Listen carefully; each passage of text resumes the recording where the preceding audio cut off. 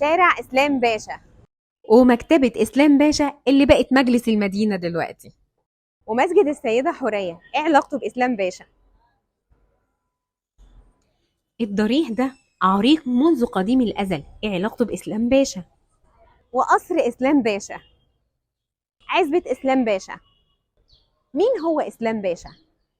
إسلام باشا بقى هو واحد من أبناء محافظة بني سويف اللي تولى منصب مجلس النواب من سنة 1938 ل 1942. إسلام باشا هو معروف عنه إنه كان واحد من تلاميذ طلعت حرب باشا، وكان أول من دخل الصناعات المهمة لمحافظة بني سويف، وكان من أهمها مصنع الغزل والنسيج، ودخل أول صناعة للفوط والبشاكير في مصر كلها، وكان أول رئيس للغرفة التجارية سنة 1935.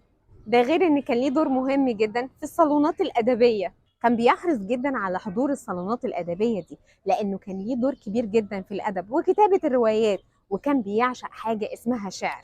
واللي انتوا شايفينه ده قصر إسلام باشا اللي وزارة التربية والتعليم أجرته من الورثة مقابل 19 جنيه شهريا علشان يبقى مديرية التربية والتعليم.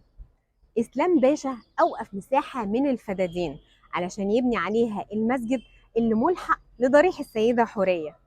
دي كانت قصة إسلام باشا اللي معظم بني سويف أو أغلبها باسمه. وجميلة يا بلدي.